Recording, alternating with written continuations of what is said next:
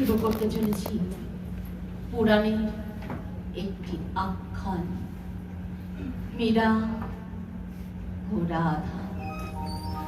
রচনা নির্দেশনায় শ্রী শুভাশিস ঘোষ ঠাকুর, স্বরাঙ্কনে মিঠু বোস ও আমি শ্রীতমা বোস। নাটক মীরা ও রাধা।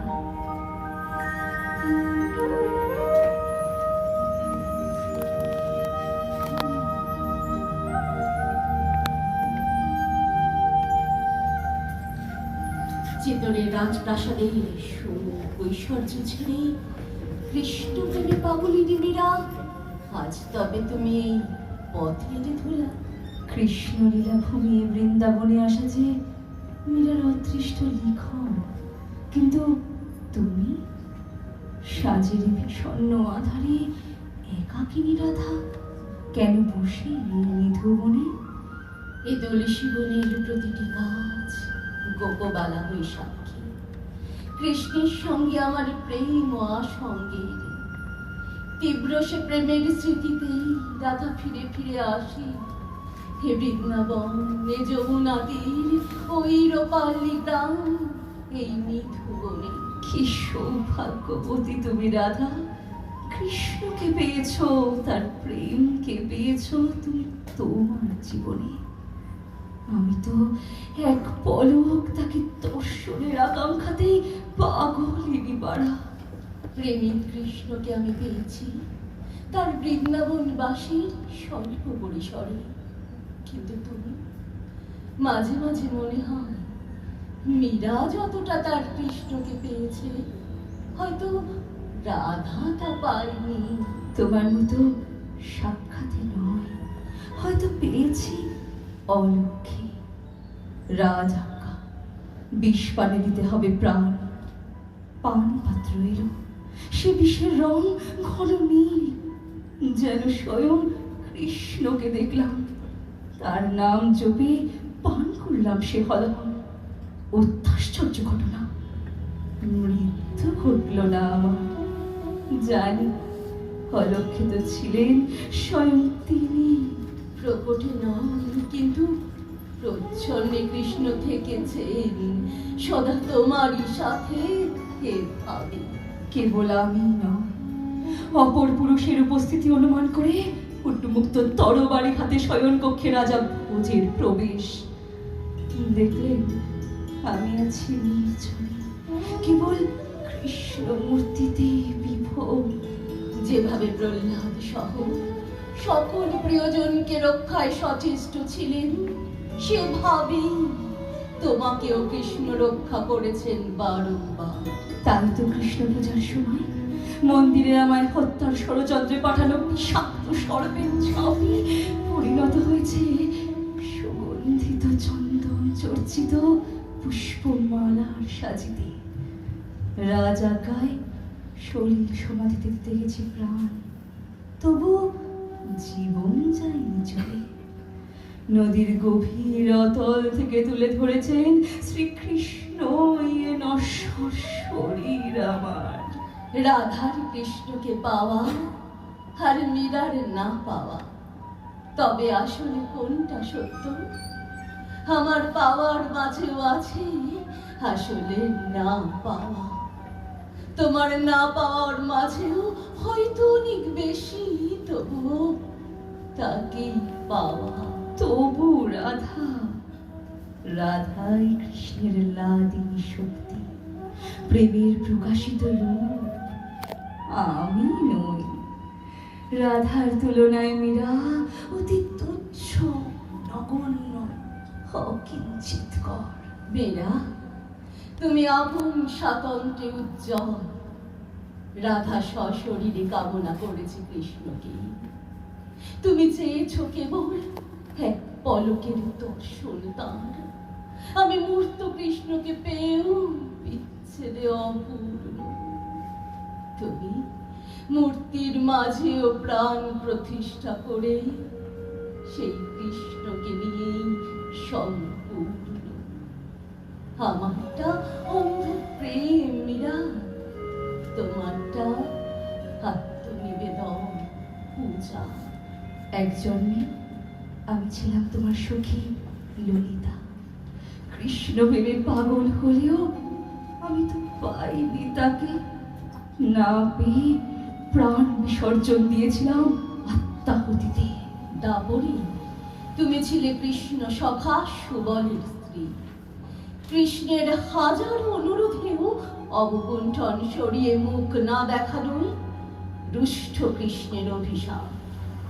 তোমারই মীরা জন্ম তারই ঘটনা। বিবাহের পর গোপালধাম গ্রামে আসার পূর্বে মায়ের সেই কঠোর সতর্কবার্তা, কানু নামে বালকের মুখ যেন কিছুতে না দেখিলাম। সেই মুখ দর্শনে মুহূর্তেই নাকি সম্মোহিত হয়ে জগৎ সংসার ভুলে পাগলিনী হয় সব নারী। তোমার মুখ দর্শনে ব্যর্থ রুষ্ট কৃষ্ণ অভিশাপ দিলেন।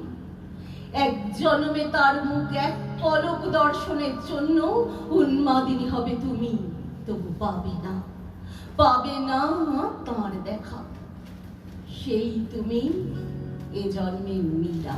কি আশ্চর্য সমাগত! এ জন্ম বাল্যাবস্থা থেকে মনে মনে জেনেছি কৃষ্ণই আমার স্বামী। স্বামী রাজা ভোজের মৃত্যুর পর সহমরণ অস্বীকার করে বলেছি, কৃষ্ণ আছে তাই স্বামী হারানোই আমি। অপর কোনো পুরুষের সাথে সহমৃত হওয়া অসম্ভব। কিন্তু আমি দ্বারকায় উপনীত হয়ে দেখলাম রাজা কৃষ্ণ বিবাহিত। সুক্মিনী, সত্যভামা, জাম্ববতী সহ অষ্টপত্নী তার। কখনো কি তোমার মতো দৃপ্ত কণ্ঠে ঘোষণা করতে পেরেছি কৃষ্ণই স্বামী আমার? বরং দ্বারকা প্রাসাদের রাজ অন্তঃপুরে থেকেছি তাদেরই পরিচারিকার মতো, কৃষ্ণের এক মুহূর্ত সঙ্গ পাবার জন্য ব্যাকুল হয়েও ব্যর্থ। তুমি চেয়েছিলে দেখতে কৃষ্ণকে তার মুরলী মোহর রূপেই পুনর্বার।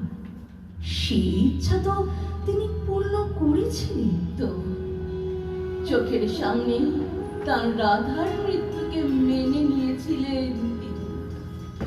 গিরি গোবর্ধন রক্ষাকর্তা যে কৃষ্ণ তোমার জীবন রক্ষা করেছেন বারংবার, তিনি আমার মৃত্যুকে মেনে নিয়েছেন কতই সহজে। তবে তোমা অপেক্ষা মূল্য কি বেশি ছিল তার জীবনে আমার? প্রেমের মূল্য বিচার হয় পাওয়ায় নয়, ত্যাগে। কৃষ্ণ প্রেমে যে ত্যাগ আমিও করেছি, তোমার ত্যাগ তার চাইতে কিছু কম নয়। বিসর্জন দিয়ে ঘর সংসার সহ্য করেছ চরম বিরহ, হাজারো কষ্ট, কৃচ্ছ সাধন। এই আত্মত্যাগী গৌরবান্বিত করেছে তোমার কৃষ্ণ প্রেমকে রাধা। প্রেমিক কৃষ্ণকে ফিরে না পেয়ে আমি জীবনে মেনে নিয়েছি পরাজয়, বিরহের এক ব্যর্থ জীবন। তুমি এক মুহূর্ত তার দেখা না পেলেও হার মাননি কিছুতেই, বরং উৎসর্গ করলে সারাটা জীবন তারই নামে। আমি যখন শৃঙ্গার করে কৃষ্ণের মিলনের অপেক্ষা করেছি, তুমি সর্বস্ব ত্যাগে যোগিনী হয়ে করেছ তারই ভজনা। কার প্রেম তবে জিতল বলো তো? কার প্রেম অধিক গভীর ও নিষ্কলুষ? তুমি প্রেমিকা, আমি পূজারিণী। তুমি বিরোহিণী, আমি যে যোগিনী।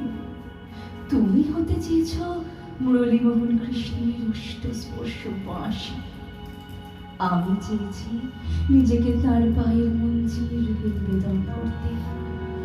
কৃষ্ণ যদি নারায়ণ হন, তুমি দেবী লক্ষ্মীর অবতার। আমি এক সামান্য নারী, কেবল কৃষ্ণের উপাসক। তোমার স্থান তাই আমার চাইতে অনেক ঊর্ধ্বে রাধা।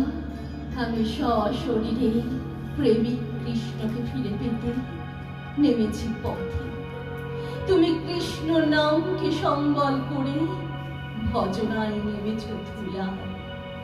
প্রেম ও বিরহ যদি আমার হয়, নিবেদন ও ভজনী মানুষের মনে তুমি অমর হয়ে থাকবে মীরা। তুমি বিরহে ছিলে, আমি হয়তো নির্বাসনী একটা জীবন। তুমি প্রেমিকা, আমি সাধিকা। কৃষ্ণের সাথেই যেন নিয়ত উচ্চারিত কেবল রাধা নাম। অমরত্বে কোথাও লেখা নেই তোমার মতো কৃষ্ণের সঙ্গে মীরার নাম রাধা। দ্বারকা ধামে তোমার প্রেমী ও ঈশ্বর শ্রীকৃষ্ণের মূর্তির বুকেই তোমার নশ্বর দেহ লীন হয়ে একাত্ম হবে। আমার জীবনে প্রথমে মিলন, তারপর বিচ্ছেদ। তোমার জীবন জুড়েই বিচ্ছেদ, কিন্তু শেষে পেলাম আমার ছিল প্রেম সঞ্জাত বিরহ বেদনা। তোমার মধ্যে প্রেম ও পূজার একাকার নিবেদন। রাধার থেকে মীরার স্থান তাই অনেক ঊর্ধ্বে মীরা।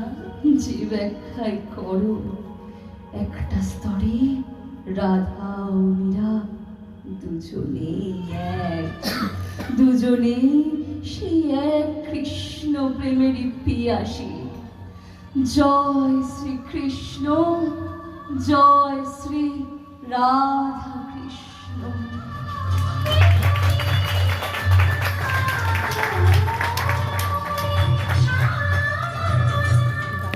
বিরোহী রাধা নাকি যোগী মীরা, এই বেশি প্রেমিকা।